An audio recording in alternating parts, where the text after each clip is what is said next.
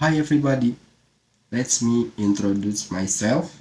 My name Muhammad Ripaldi and my friend namely Angga and Maulana. We from group 8. We'll discuss human resource management. Human resource management, the strategic approach to the effective management of an organization works so that they help the business gain a competitive advantage. Yang memiliki arti manajemen sumber daya manusia atau SDM, pendekatan strategis terhadap manajemen pekerja suatu organisasi yang efektif hingga mereka membantu bisnis memperoleh keunggulan yang kompetitif. Jadi, orang-orang di SDM itu sangat berperan penting bagi sebuah perusahaan untuk perusahaan tersebut agar bisa melambung tinggi atau untuk memperoleh keunggulan yang kompetitif bagi perusahaan tersebut.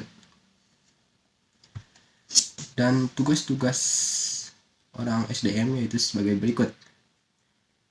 Recruitment, the process of identifying the need for a new employee, defining the job to be filled and the type of person needs to fill it, and attracting suitable candidates from the job. Yang memiliki arti recruitment, proses mengidentifikasi kebutuhan akan karyawan baru, menentukan pekerjaan yang akan diisi dan tipe orang yang dibutuhkan untuk mengisi, serta menarik kandidat yang cocok untuk pekerja tersebut. Jadi, orang-orang SDM itu harus bisa mengidentifikasi apakah di perusahaan tersebut membutuhkan karyawan baru untuk mengisi suatu pekerjaan yang kosong.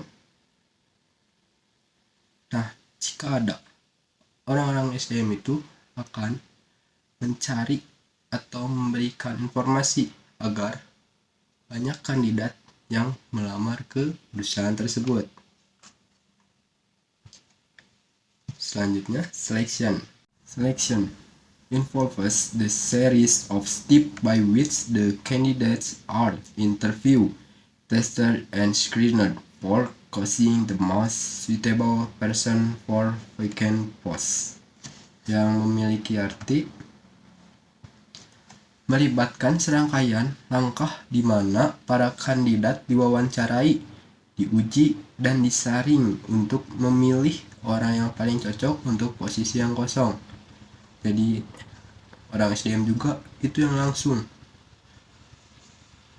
memilih, mewawancarai, dan menguji semua karyawan baru agar terpilihlah salah satu orang yang akan mengisi posisi di perusahaan tersebut. Berikutnya ada job description, a detailed list of the key point about the job to be filled, starting all its key tasks and responsibilities. Yang memiliki arti uraian tugas, daftar rinci poin-poin penting tentang pekerjaan yang harus diisi, menyatakan semua tugas dan tanggung jawab utamanya.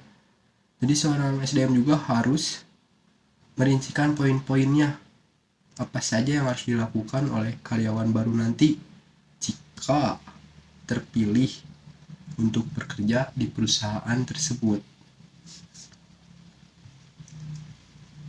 Next, person specification, a detailed list of the qualities, skill, and qualification that a successful applicant will need to have.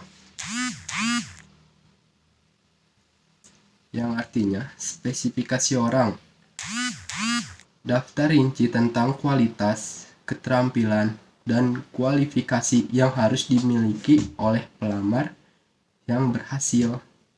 Jadi seorang SDM itu mendaftarkan rinci-rinci tentang kualitas, keterampilan, kualifikasi, atau yang lain-lain dari si pelamar tersebut gitu. Oke, untuk the next slides will be discussed by my friend. Please. Employment contract, a legal document that sets out the terms and conditions governing a worker's job, yang artinya dokumen hukum yang menetapkan syarat dan ketentuan yang mengatur pekerjaan seorang pekerja. Jadi seorang SDM itu harus bisa mengatur si seorang pekerja itu dengan syarat dan ketentuan yang ditetapkan oleh perusahaan. Yang kedua, labor turnover, measure the rate at which employees are leaving an organization and is measured by number of employees leaving in 1 year x 100 average number of people employed, yang artinya mengukur tingkat kepergian karyawan dari suatu organisasi diukur dengan jumlah pegawai yang keluar dalam 1 tahun dikali 100 rata-rata jumlah orang yang bekerja. Jadi seorang SDM harus bisa mengukur dan bisa mengatur seberapa banyak orang yang dikeluarkan atau orang yang masuk dalam perusahaan. Kemudian yang selanjutnya, training atau pelatihan, works related education to enhance workforce skill and efficiency, yang artinya pendidikan atau pelatihan yang terkait dengan pekerjaan untuk meningkatkan keterampilan dan efisiensi tenaga kerja. Yang selanjutnya, induction training atau pelatihan induksi, introductory training program to familiarize new recruitment with the system used in the business and the layout of the business, yaitu program pelatihan pengantar untuk membiasakan karyawan baru dengan sistem yang digunakan dalam bisnis dan tata letak situs bisnis. Jadi seorang SDM harus bisa memberikan atau membiasakan karyawan baru dengan sistem yang digunakan oleh perusahaan.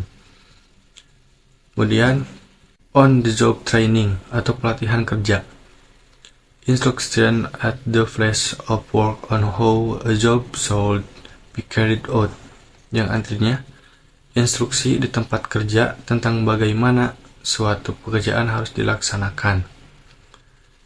Kemudian selanjutnya off the job training atau pelatihan di luar pekerjaan, all training undertaken away from the business work related college course, yang artinya semua pelatihan yang dilakukan di luar bisnis maupun di kuliahan atau dimanapun yang berhubungan dengan pekerjaan. Jadi seorang SDM itu harus bisa memberikan pelatihan mau dimanapun dia berada, mau di dalam pekerjaan ataupun di luar pekerjaan.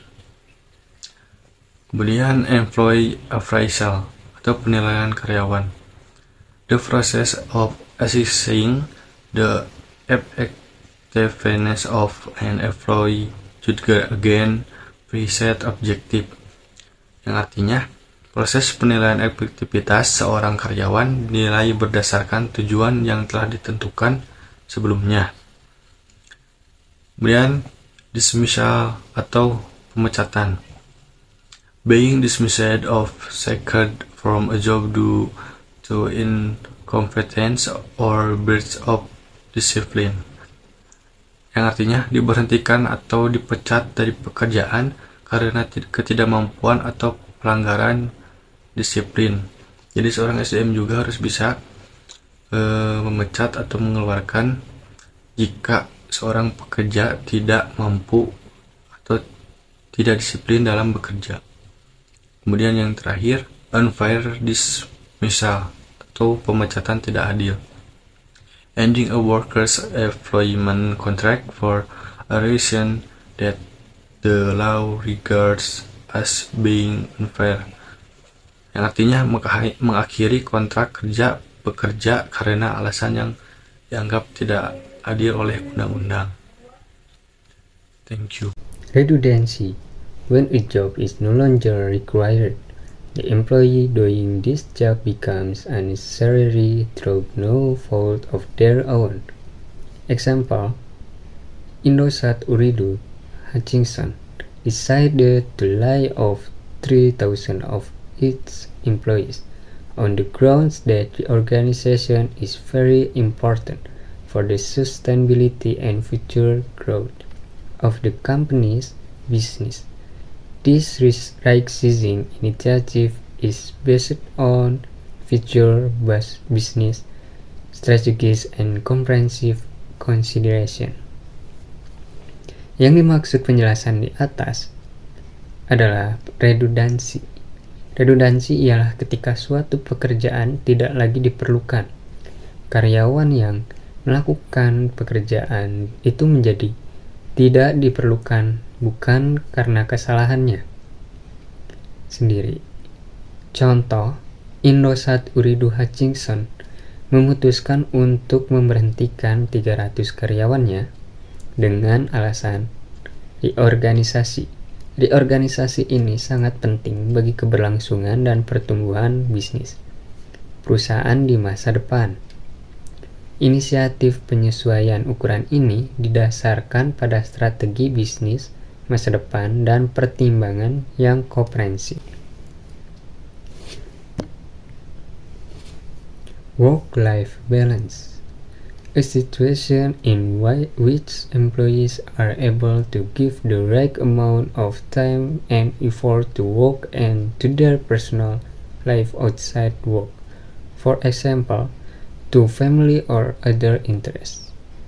Pernyataan di atas menjelaskan tentang keseimbangan kehidupan kerja, suatu keadaan di mana karyawan mampu memberikan jumlah waktu dan tenaga yang tepat untuk pekerjaan dan kehidupan pribadinya di luar pekerjaan, misalnya untuk keluarga atau kepentingan lainnya.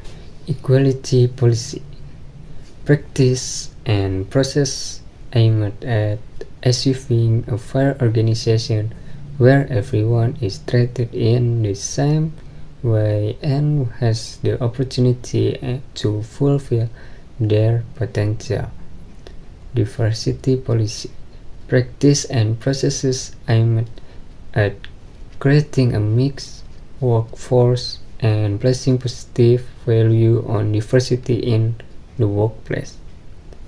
Dari penjelasan di atas menjelaskan yang pertama ialah tentang kebijakan kesetaraan, praktik dan proses yang bertujuan untuk mencapai organisasi yang adil, di mana setiap orang diperlukan dengan cara yang sama dan memiliki kesempatan untuk memenuhi potensi mereka. Kemudian, yang kedua ialah kebijakan keberagaman, yaitu praktik dan proses yang bertujuan menciptakan tenaga kerja campuran dan memberikan nilai positif terhadap keberagaman di tempat kerja.